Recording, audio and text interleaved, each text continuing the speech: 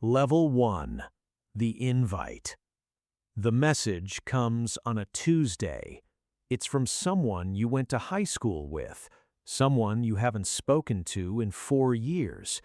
The profile picture shows them in front of a pool you don't recognize. They look good. They look confident. They say they've been thinking about you. I think you'd be perfect for this. You don't know what this is yet, but the pool looks real, the smile looks real, and you've been working a job that pays $19 an hour and eats 45 hours of your week, so you say yes to the coffee. They talk for 22 minutes before they mention the company name. Everything before that is about freedom, about time, about passive income and residual earnings and building something that works while you sleep. You've heard words like these before, but not from someone sitting across from you with a $200 haircut and no visible stress. They show you a slide on their phone, a triangle, levels, numbers that increase as you go up. You ask how much it costs to start. $349 for the starter kit. You do the math in your head. You have $600 in savings. You tell yourself this is an investment. You tell yourself the people who never take risks stay broke. You tell yourself the slide made sense. You hand over the $349. You don't know yet that this is the only moment in the entire system where you are completely honest with yourself. Every moment after this, you will be performing for your upline, for your recruits, for yourself. But right now, opening that starter kit in your car, you're just a person who made a choice. The products are smaller than you expected. Level 2. The believer. You've been in for 6 weeks. You've watched 11 training videos, attended 3 Zoom calls, and spent $180 on product you were told you needed to use yourself before you could sell it authentically. Your upline says this is called being your own best customer. You've started saying this to other people. You post on Instagram a photo of the products arranged on your kitchen counter, natural lighting, caption about taking control of your future. 3 people DM you. You feel something electric move through your chest. This is working. Your first recruit is your cousin. She's skeptical, but she trusts you, and you believe in this enough to borrow from her trust. You don't think of it that way. You think of it as sharing an opportunity with someone you love. She puts in $349. You get a $75 commission. Your upline gets a cut of that too, and their upline, and their upline, but you don't think about the architecture very often. You think about the $75. The training calls tell you that doubt is a mindset problem, that people who quit were never truly committed, that the only difference between the people at the top and the people at the bottom is belief and action. You believe this. You act. You've reached out to 31 people in your contact list. 7 responded. 3 came to a meeting. 1 signed up.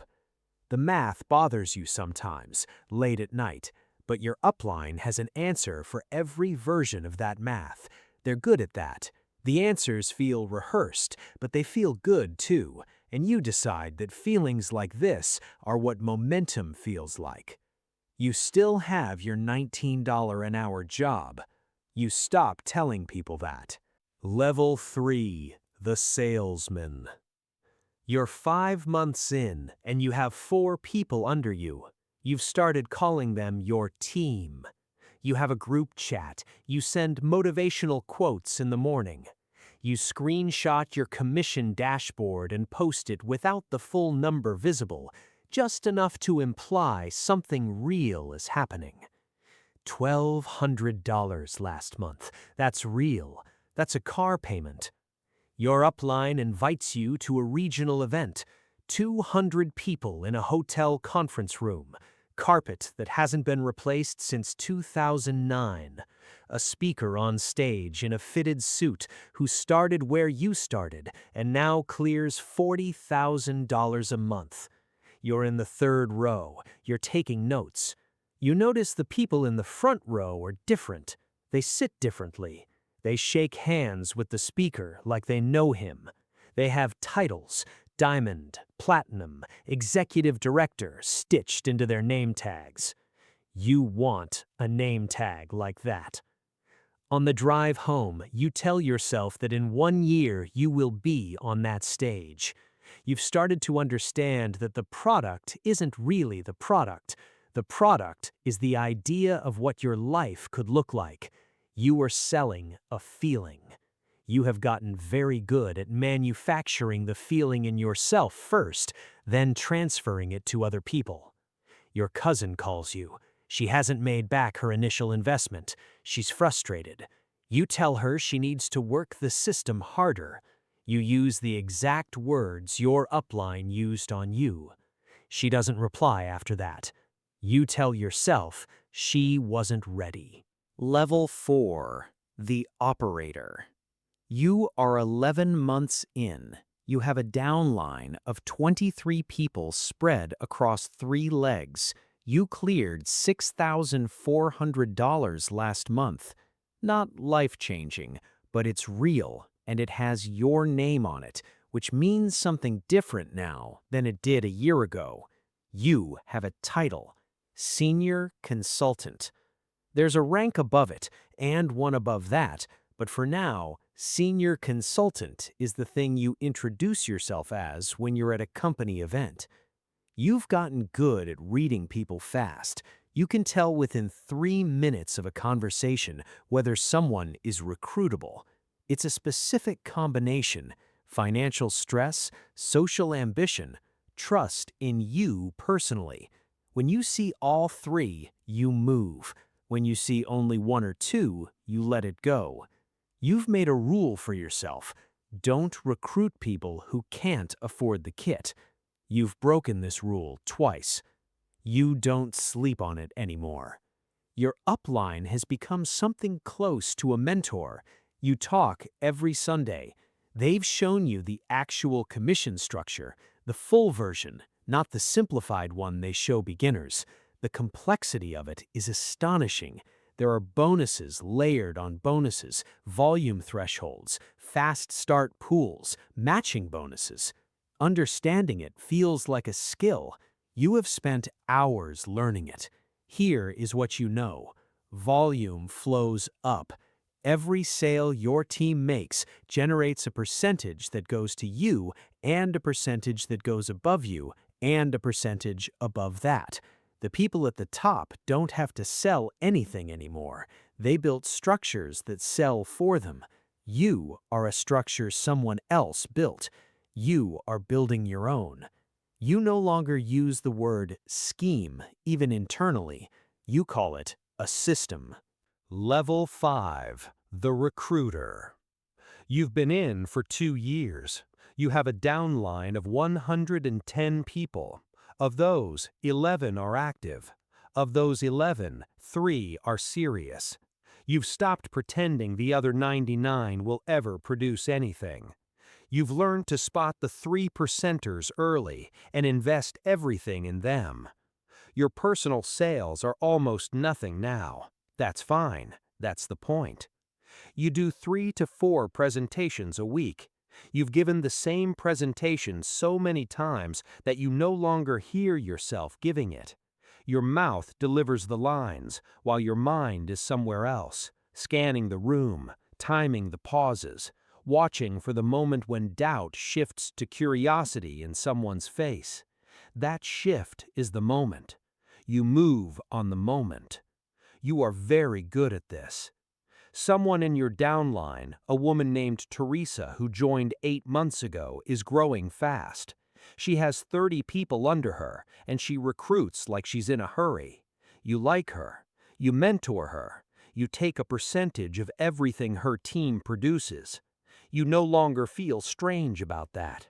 The company held a leadership summit in Scottsdale. You went. 4 days in a resort that costs $400 a night, paid for by the company. The people at this level don't talk about the products anymore. They talk about leadership, duplication, scaling. They use the word culture constantly. The culture they mean is the system of beliefs that makes people stay even when the math isn't working for them. You understand this now. The culture is load-bearing. On the last night, at dinner, a man named Gary, who earns $300,000 a year from his downline, says something to you over an untouched steak. You've got the instincts. The question is whether you've got the stomach. You ask him what he means. He doesn't explain, he just smiles. You find out what he means over the next 6 months. Level 6, the authority. 3.5 years in, $22,000 last month, consistent, reliable. Your name appears in company newsletters. You've been on 2 stages now. You have a following, 4,200 Instagram followers who watch your stories about freedom and systems and the trip you just took to Mexico that was technically a tax write-off because you filmed 3 videos there. You have a title, National Director. People in your downline treat you the way you used to treat your upline. They ask your opinion on decisions. They send you voice memos when they're struggling. They celebrate when you respond to their messages. You know from experience exactly how to handle this. You give them just enough access to feel seen, not enough to actually take up your time. It's a ratio you've calibrated. 3 people in your personal downline have quit in the last 6 months, each with a story about how the system doesn't work, how they lost money, how they were misled. 2 of them are talking online. 1 of them mentioned your name. Your upline advises you to say nothing publicly. Let it pass. It always passes. It passes. You have learned that reputation in this system is managed, not earned. There are people above you whose job is essentially to protect the brand from internal defectors. They are very good at their jobs. You've started doing a version of that job for your own network. If someone in your downline starts asking the wrong questions about income disclosure statements, about average earnings, about how many people actually make money, you call them personally. You listen, you redirect, you remind them of their why. Most of the time, it works. The ones it doesn't work on, you let go quietly. You stop promoting them in the group. You remove them from the inner circle. Slowly, without confrontation, they become invisible. You do not think of this as cruelty. You think of it as triage. Level 7, the architect. 5 years. You are building structures, not working them. Your downline has, at various points, contained over 1,400 people. Right now, approximately 90 are active. Of those, 15 are producing real volume. You know each of their names, their personalities, their pressure points. You know who needs encouragement and who needs competition and who needs to be left alone to work. You don't attend events much anymore. You speak at them. Your income for the year will land somewhere around $380,000. It will come from 17 different commission streams. Your accountant has set up 2 LLCs and a trust. You have not touched a product in 3 years. The man named Gary, the one who asked if you had the stomach, works under you now. Not because you planned it, because the network restructured and his leg folded into yours, and now a percentage of everything his 600-person downline produces flows up to you. He knows this. You've never discussed it. You're civil at events. You've started seeing the company differently, not as a business you work for, as infrastructure you operate within. The company sets the rules, but the directors set the culture, and culture is what actually controls behavior. You've met the founders twice. They are pleasant. They are careful. They speak in the language of mission and impact. You use that language too, but when you're alone, you speak a different language: volume, attrition rate, lifetime value per recruit. You know what the income disclosure statement says, the one the company is legally required to publish. The median annual income for a participant across all levels is $1,200. You've seen this document. You've helped new recruits interpret it in ways that make it feel like an anomaly rather than a baseline. You tell yourself that the people at the top are the proof that it works. You are one of those people. You have one friend outside the company. You see him twice a year. He works in insurance and has no interest in the system and treats you the same way he always did, which you find both comfortable and disorienting, because almost everyone else in your life is either above you or below you on a chart. The cycle. Somewhere below you, it begins again. A message arrives on a Tuesday. It's from someone they went to high school with. The profile picture shows a pool. The person in it looks confident. They haven't talked in 4 years. They say they've been thinking about you. I think you'd be perfect for this. The new one is sitting in a coffee shop right now, listening to someone explain freedom and time and passive income. They're doing the math in their head. They have $600 in savings. They think the math makes sense. They think the person across from them found something real. They think that this time, for them, it will be different. It won't be. But that thought, the thought that makes them reach for their wallet, that thought is the product. It has always been the product. You didn't invent it. You didn't design it. You just learned how to sell it.